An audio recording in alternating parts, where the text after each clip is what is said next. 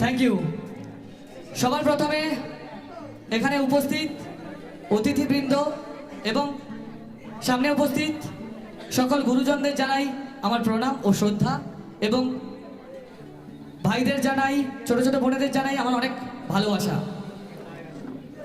Treasure NFT Haroa educational meet, আজকে আমরা এখানে সমবেত হয়েছি সকলে একসাথে, তার কারণ আমরা সকলেই জানি যে আজকে এই এডুকেশনাল মিট থেকে আমরা কিছু না কিছু শিখবো, জানবো, বুঝবো এবং স্যারেদেরকে অনেক প্রশ্ন করব, আমাদের কোয়ারিজগুলো খোলসা করব।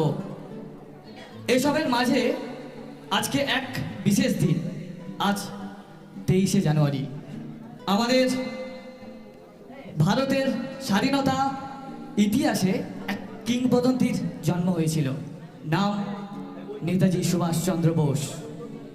নেতাজি সুভাষচন্দ্র বোস সারা ভারতবর্ষে তিনিই প্রথম যিনি ইংরেজদের চোখে চোখ রেখে কথা বলার সাহস জুগিয়েছিলেন, যিনি প্রথম প্রমাণ করেছিলেন যে সাহসিকতার চরম পর্যায়ে গেলে কিভাবে স্বাধীনতাকে ছিনিয়ে নেওয়া যায়। বাংলা হান্টে প্রতিবেদন রাখার সাহস দেখিয়েছিলেন, যার প্রত্যেকটা প্রতিবেদন পড়লে আমি পার্সোনালি শিহরিত হই। আপনারা কতটুকু হন জানি না, আমি সত্যি শিহরিত হই ওনার প্রতিবেদনটি পড়ে। আমরা সুপর্ণা স্যারের কাছ থেকে এইরকম লেখা আরও চাইব, এবং আজকে এই মিটিংয়ে আমরা যুগল স্যারকে ডাকবো প্রথমে, তার কাছ থেকে আমরা কিছু বক্তব্য শুনবো। ট্রেজার এনএফটিকে কিভাবে আরো সামনের দিকে এগিয়ে নিয়ে যাওয়া যায়, ট্রেজার এনএফটিকে কিভাবে আরো নেতৃত্ব আমরা সকলে মিলে দিতে পারি। তো স্যার প্লিজ ওয়েলকাম।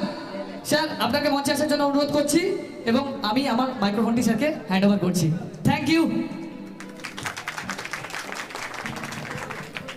তোমরা আমাকে স্বাধীনতা দেবো, কে বলেছিলেন? নেতাজি সুভাষচন্দ্র বোস। 23শে জানুয়ারি ওনাকে জানাই সশ্রদ্ধ প্রণাম। আপনার মতো বীর ভারতবর্ষে জন্মেছিলেন, ভারতবর্ষের গর্ব। আপনি দেখিয়েছিলেন স্বাধীনতার মানে, আপনি বুঝিয়েছিলেন স্বাধীনতার মানে।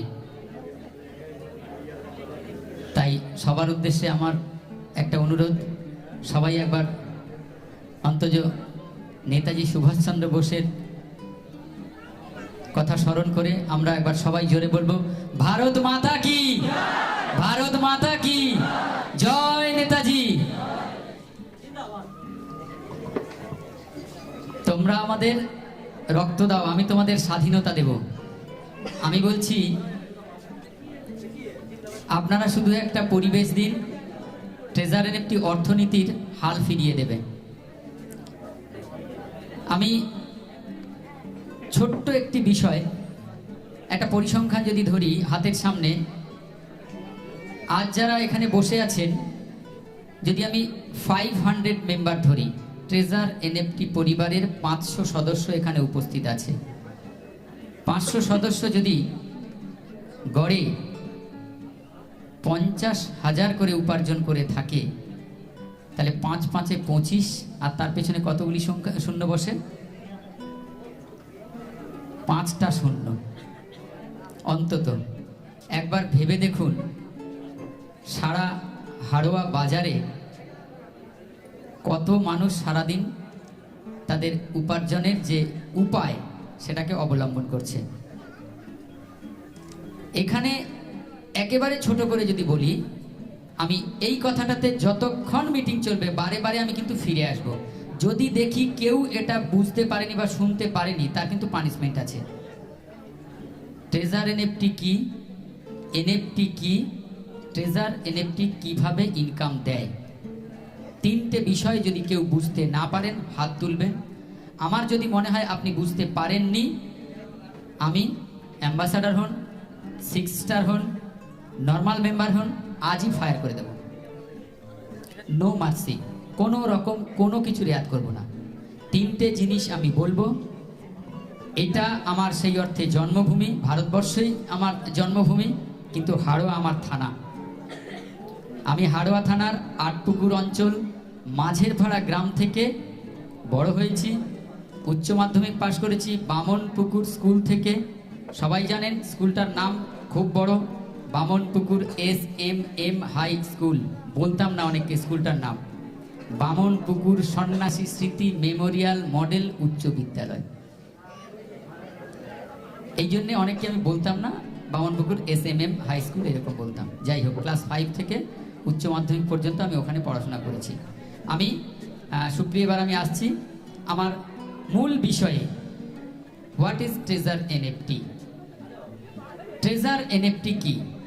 ট্রেজার NFT হলো global NFT market. Treasure NFT হলো গ্লোবাল NFT মার্কেট। গ্লোবাল মানে কি?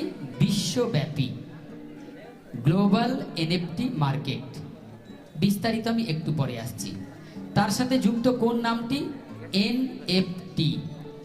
ট্রেজার NFT যদি একটা গাড়ি হয়, তার পেট্রোল বা অক্সিজেনের নাম হলো NFT। NFT কি? Digital art and culture.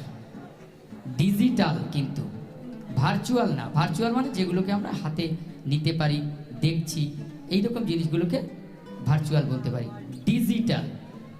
তাহলে ট্রেজার NFT হলো একটি গ্লোবাল NFT মার্কেট। NFT হলো ডিজিটাল আর্ট অ্যান্ড কালচার। এই NFT ট্রেজার NFTর অক্সিজেন। এই NFTর মাধ্যমেই একটা ইনকাম ট্রেজার NFT অভিনব পদ্ধতিতে করছে। কি সেই অভিনব পদ্ধতি? না, অ্যালগো ট্রেডিং। অ্যালগরিদমিক যাকে আমরা বলি, অর্থাৎ সাজানো গোছানো একটি বিষয়। এই সাজানো গোছানো বিষয়টাকে অঙ্কের ভাষায়, মানে ক্রমান্বয়ে একটা বিষয় থাকে যেটা একটু বেশ ডিফিকাল্ট বোঝানোর ক্ষেত্রে, কিন্তু এই ট্রেজার NFTতে অ্যালগো সিস্টেম একটা আছে, পুলিং ট্রেডিং এখানে হয়। Treasure NFT, digital art and culture.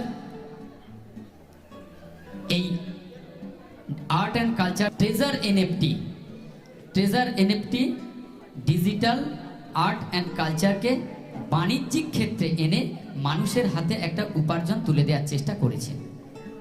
এই যে উপার্জন তুলে দেওয়ার চেষ্টা করেছে, কেউ কি 1 মিনিটের জন্য বলতে পারবেন যে আমি উপার্জন পাইনি? এটি ডিজিটাল আর্ট অ্যান্ড কালচারকে শিল্প বাঁচাও, শিল্পী বাঁচাও, এইরকম একটা আহ্বানকে সামনে রেখে একটা অভিনব পদ্ধতিতে মানুষের হাতে উপার্জন তুলে দেওয়ার চেষ্টা করছে।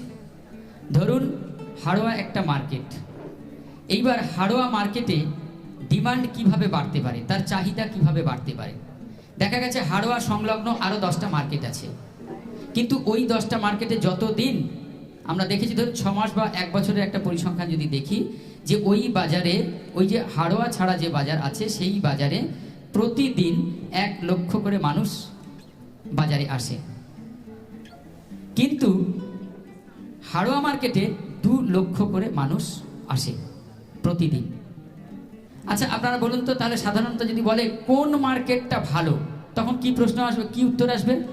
এই 11টি মার্কেটের মধ্যে কোন মার্কেটটি ভালো? হাড়োয়া মার্কেট।